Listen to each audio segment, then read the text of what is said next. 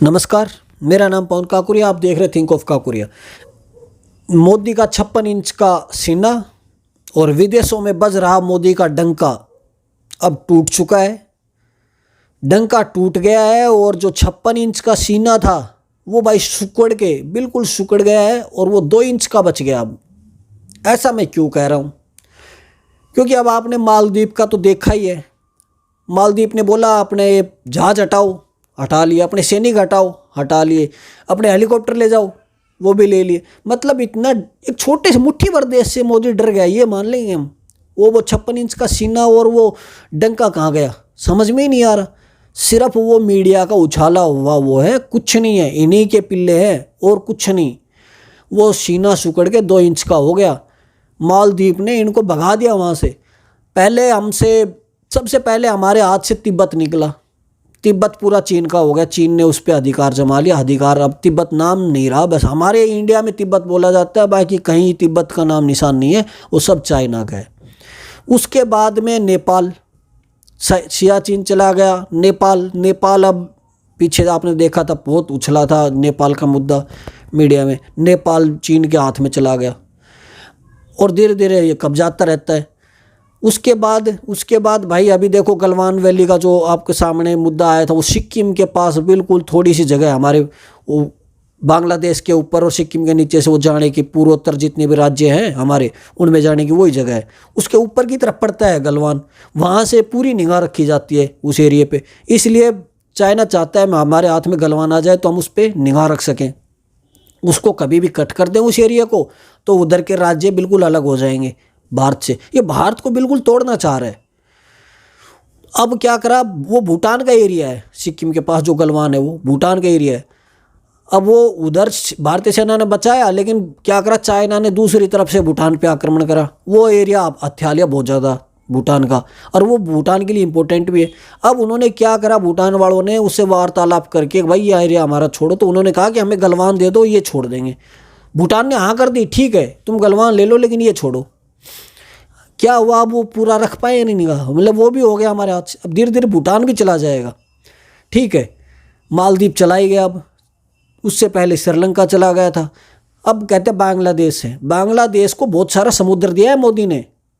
एक बांग्लादेश ने पहले इंटरनेशनल कोर्ट में मुद्दा डाल रहा था कि हमारे पास समुद्र नहीं है, हमें समुद्र दो। तो अब मोदी ने दिया है बांग्लादेश को बहुत सारा समुद्र। वो हमारे जो पश्चिमी बंगाल है उसके साइड में जितना समुद्र है नीचे तक वो पूरा दे दिया, एक वी शेप में दे दिया। क्या रहा भाई इसका, क्यों दिया ये? इसलिए बांग्लादेश थोड़ा सा अब इंडिया क्यों है, और जिस दिन ये थोड़ा पुराना मुद्दा हो जाएगा बांग्लादेश भी निकल जाएगा। मतलब तो ये है, इंडिया का 56 इंच का जो सीना था ना मोदी का, वो सुकड़ के 2 इंच का हो गया है। सारे पड़ोसी देश भाग रहे हैं, ये विदेश नीति है इनकी, भागे इंडिया को छोड़ के सब, ठीक है। ऊपर से इंडिया को दबाते आ रहे हैं चारों तरफ से। चाइना पूरा इसको वो करने के चक्कर में, बिल्कुल सुकोड़ के रखने के चक्कर में इंडिया को। अब वो जब सुकोड़ के इंडिया को रखने के चक्कर में है तो 56 इंच का सीना याद आता है मुझे। मतलब वो सुकड़ गया, अब 2 इंच का हो गया, और वो जो डंका बज रहा था वो डंका टूट गया। ये आरएसएस के लोग और ये इनके बीजेपी के जो पिल्ले हैं, ये जा जाके उनकी पहले टिकट करा देते हैं, वहाँ खड़े होते हैं, वो जो मोदी मोदी करते हैं, वो तुम सुनते हो बस, उसके अलावा कुछ नहीं। ये अपना ही मीडिया सुनाता है उनसे, देखिए मोदी का डंका बज रहा है, ये मोदी मोदी कर रहे।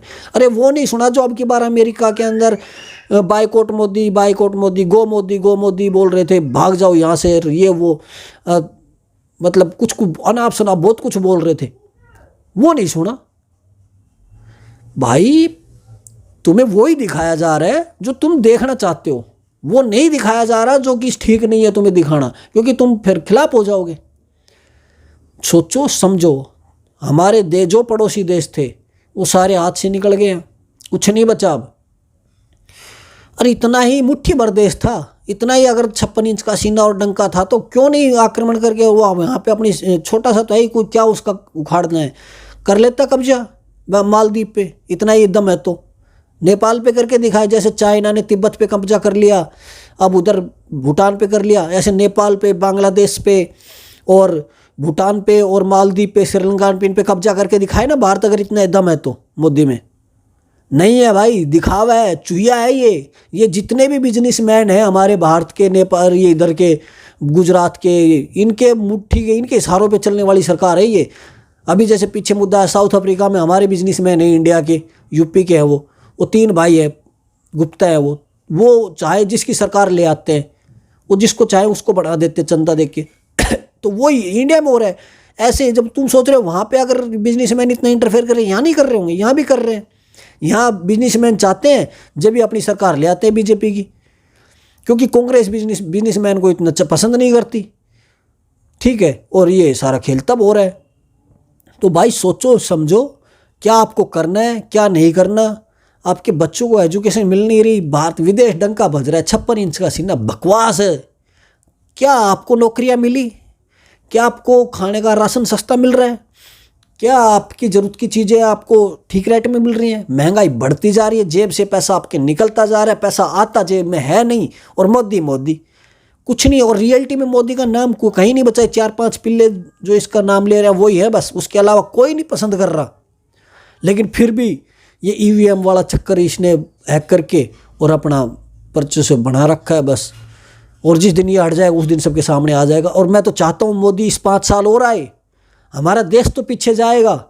देश पे तो कर्जा हो गया बहुत सारा, हमारी जेब पे हमें नहीं बोला 5-15 लाख रुपए जेब में आएंगे, इसने पर व्यक्ति 2-2 लाख रुपए कर्जा कर दिया। अगर मोदी कल ऊपर हाथ कर देता तो आप सबको देना है 2-2 लाख रुपए अपने घर से पर व्यक्ति। इतना कर्जा कर दिया इसने देश पे। तो क्या कर रहा है? कुछ नहीं, बर्बाद कर रहा है देश को। और मैं तो चाहता हूँ 5 साल और आए, कोई बात नहीं, देश तो पीछे जाए। लेकिन तुम जैसे जो है ना मोदी मोदी करने वाले, उनकी नाक में नकेल डल जाएगी अगले 5 साल में और आ गया तो फिर तुम्हें अच्छे समझ में आ जाएगा, तुम्हारे कपड़े भी उतार लिए, बुरा हाल कर देगा ये। इतना मतलब बुरा हाल कर रखा है इसने देश का। सब कुछ अपनी मीडिया मुट्ठी में ले रखी है, इधर कोर्ट को अपनी मुट्ठी में ले रखा है। बुरा मतलब सबको ब्लैकमेल करके जब मन चाहे जिस पे ईडी की रेड डाल देता है। अरे इतनी रेड डालनी है तो बीजेपी में जो शामिल हो गए कांग्रेस के, जो सारे करप्टेड थे और बीजेपी में आ गए, वो कौन सी वॉशिंग मशीन में दोगे? उन पे रेड डालो ना तुम, या तुम अपने नेता जो सारे करप्टेड है जो उन पे रेड डालो। जब जाने तुम निष्पक्ष रेड डाल रहे हो, सिर्फ उन पे रेड डाल रहे हो। अरे आम आदमी पार्टी बेचारी अभी उभर ही रही थी। कम से कम 3-4 ऑप्शन तो हमारे पास। अब अगर हम कोई कपड़ा खरीदने जाते हैं तो 3-4 शर्ट देखते हैं, तब उनमें से एक चूज करते हैं। हम पे कोई चॉइस ही नहीं है, 2 है, या तो या तो बीजेपी या कांग्रेस, और दोनों ही शर्ट अच्छी नहीं है तो हम क्या करेंगे? तीसरी शर्ट हमें दुकान में मिली नहीं है तो हम उस दुकान को छोड़ के दूसरी दुकान में चले जाते हैं। लेकिन यहाँ तो है ही नहीं ऑप्शन। तीसरा ऑप्शन आने लग रहा था तो उसको खत्म कर रहे हैं जानबूझ के, कि ये आ गया तो फिर हमारा सिक्का नहीं चलेगा। तो भाई सोचो समझो आपको क्या चाहिए? कुछ नहीं है, ये सब बकवास है। देशों के अंदर इंडिया बिल्कुल गिरता जा रहा है, बहुत बुरे हालात है। भूखमरी में हम सबसे ऊपर आ गए हैं। और इधर मीडिया हमारी जो है वो सबसे मतलब करप्ट मीडिया, सबसे बेकार मीडिया बताई जाती है। उसको हम रोज सुनते हैं। क्यों सुनते हो भाई? कुछ मतलब ऐसा सुनो ना जो कुछ ठीक हो। आज तक और जी न्यूज़ तो आप देखना ही बंद कर दो, एबीपी न्यूज़, ये 3 चैनल तो आप बिल्कुल मत देखो, सबसे बेकार है ये। देश बचाना है तो एजुकेशन जो चीज़ सरकार अच्छी कर रही है उसको लाओ। जय हिंद, जय भारत।